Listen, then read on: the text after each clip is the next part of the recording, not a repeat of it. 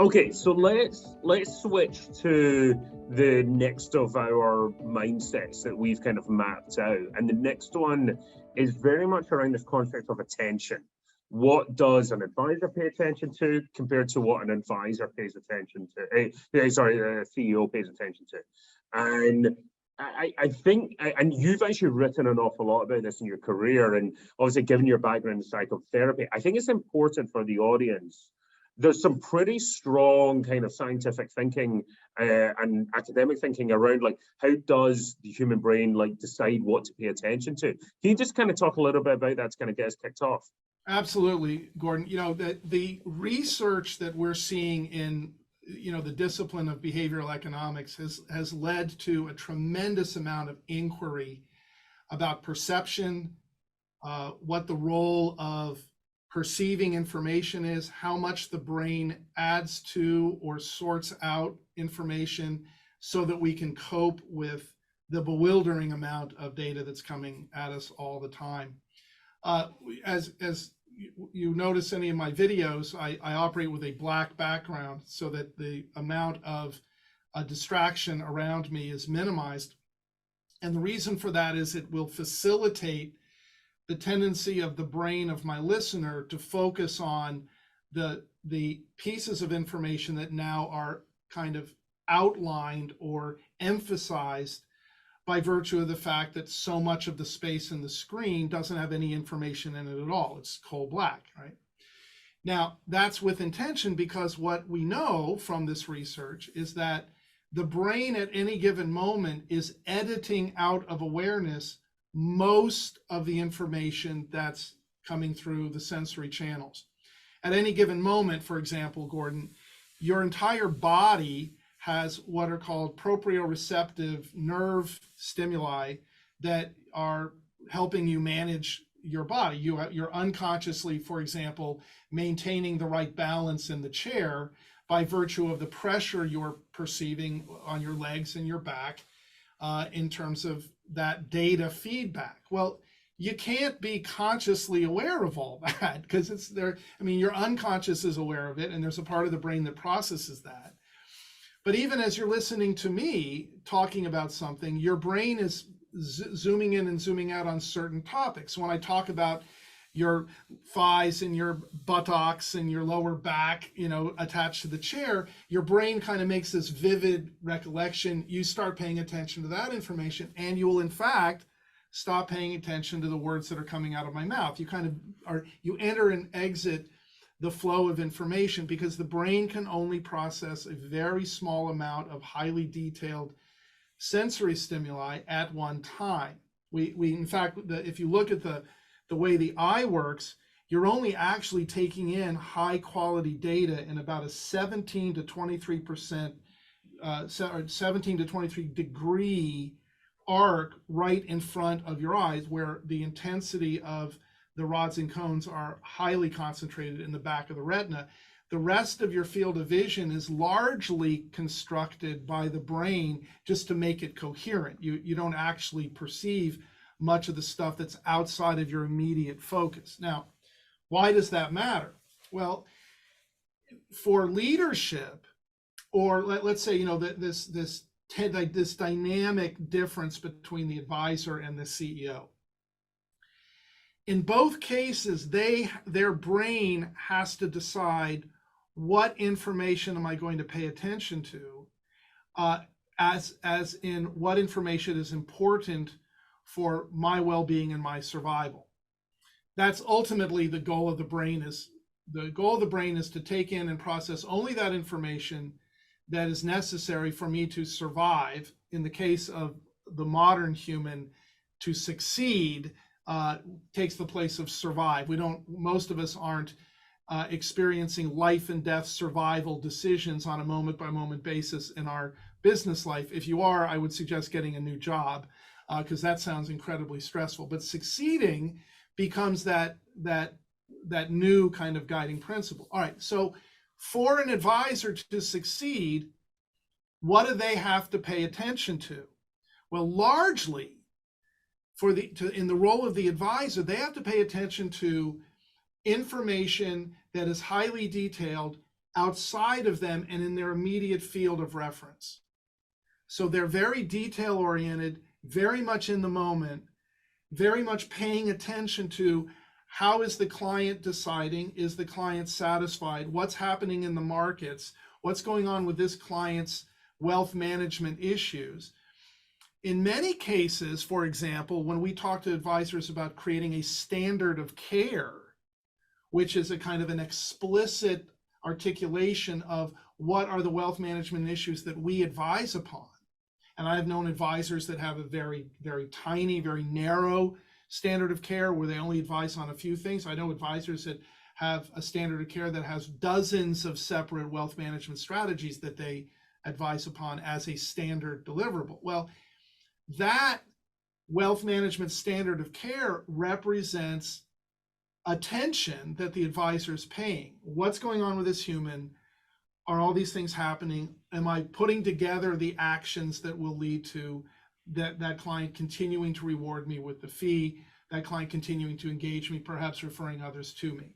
So very much the span of attention of the advisor is immediate, it's external, and as a result, once the advisor programs that assumption, in other words, when you do the job for a couple of years, it almost becomes as unconscious as the pressure of your legs in the chair. You kind of you're naturally paying attention to the client. How's the client doing? And what pieces am I picking up on that individual? Am I seeing enough clients? And interestingly, and this is a kind of a segue into the idea that I think the CEO mind shift is very different. And perhaps of all the shifts we'll discuss, Gordon, this may be the hardest, especially if the CEO retains a portion of their time in the role of advisor. And then that becomes an even greater challenge because you're constantly being pulled back into this very tightly defined, very narrow, very tunnel vision, immediate issue. So the advisor who's operating this way, for example, and a very interesting observation, many advisors, when they start out in business, they're hungry and they are looking for new clients, and it's literally, and many advisors, probably the majority of advisors I've talked to have said, that first couple of years, if they had a heartbeat, they were a client. It's all good. Okay. Well, I know advisors who never got over that, who never changed that mindset. And so they're constantly looking around and, and whatever's right in front of me, is that a possible client? Is that a possible client? They're not discriminating, and they're not attaching a different filter. And so they're just, taking it in. And they'll even defend that as important in their world. And who am I to tell you shouldn't do that? Interestingly, as soon as an advisor questions that kind of basic reactive assumption about the world, and for example, I will go to an advisor and I will say, well, let's talk about what do you want as the future of your business? And they'll say, well, I want to go up market and I want to have larger clients with larger assets, right? Fewer clients so I can do greater quality work. I said, okay, well, let's talk about how you're going to get there. So 5 years from now, you want to have half as many clients as twice as many assets. That seems like a great goal, right? Very few advisors would look at that and say, no, I don't want that. All right, well, now what you're going to have to do is create a different filter, because now if you're going to go up market, the first thing you're going to need to do is get a dashboard that says, okay, as I look at my business right now, not in granular, is that client satisfied? What are we doing for Martha? How soon can we get that check cut for Sid? All the details, which have to be paid attention to. As soon as you say, okay, what kind of client do I want to work with? Is my practice is the average asset per client getting bigger? Am I tracking that? Am I establishing account minimums below which I will not bring in a client? And it's interesting to me how often advisors will set that account minimum, but and again, what you're seeing there is an individual who's very much in a reactive attention type mode. The advisor who starts to go up market very intentionally is taking on a CEO mind shift. And that's you see these advisors who are very intentional in that regard. They're the kind of advisor you want to have as a CEO, because the attention of the CEO is very interesting here, and a very important distinction. It's not the opposite of the advisor. So it's not like the advisor is all reactive, immediate. The CEO is non-reactive, more internally aware of their vision. So instead of looking outward, they're looking inward, right? And not immediate, but more long-term. What do I imagine we should look like 3 or 4 or 5 years from now? And what are the steps we're going to need to take to get there? That, in most cases, advisors can't do that. They're so focused on the immediate. And we see some CEOs that have a great deal of difficulty with that, and as a result, they continue to react to immediate issues without this larger anchoring of a vision. Where are we headed? Why are we going there? What'll it mean when we get there? And what do we need to do to make that happen? So what the CEO mind shift is, in terms of attention, is attention that scales up and down, back and forth, out and back, up and down, big picture, medium, little picture, big picture, little picture, in the following way. I have a vision of where I want us to go. In order to get us there, I also have to have an awareness of where we're at. The way I get an awareness of where we're at is I'm looking at a dashboard that tells me key indicators of what's true right now. So I can zoom in and look at this area and say, okay, why is that indicator like that? Do we have have we standardized our client reviews? If we have, in our client review, as I teach the review, there's a specific place where you stimulate referrals from the client. There's a very particular way we do it. I never recommend people ask for referrals, but we have a very intentional, designed stimulus for referrals. So now I can look at my business and I can say I've got 1,000 clients and 10 advisors. We have a standard process of doing that.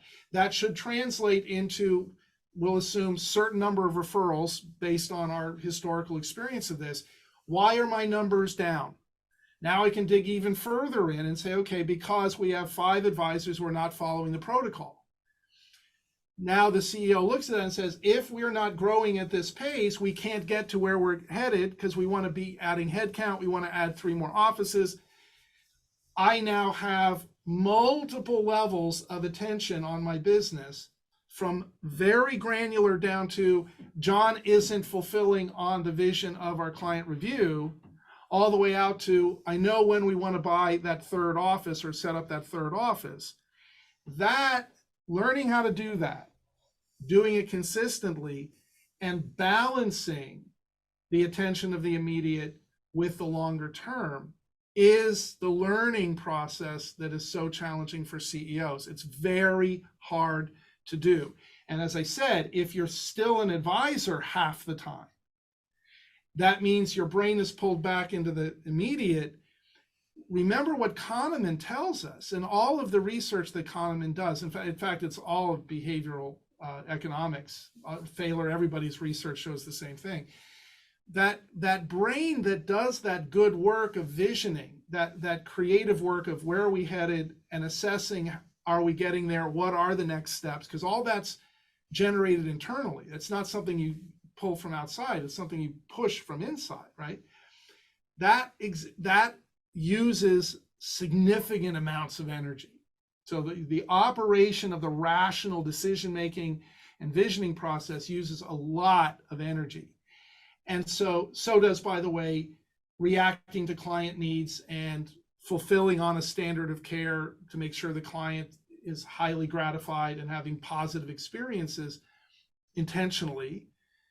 Well, now this advisor, CEO, who's expending energy in both directions, exhausts that energy. And what will typically happen when they exhaust energy, their ability to vision and create and navigate the tiring process of keeping the big picture clear descends, and they become reactive, immediate, short term, and their decision making becomes very, what we would call, impoverished. So they would have impoverished decision making because of the way they're expending their energy. In all of my consulting, there are times when CEOs have to transition kind of gradually, but I really want, if at all possible, for the sake of the organization, as much of the time, effort, energy, and mental work as possible being protected into that CEO role, and as little as possible in this other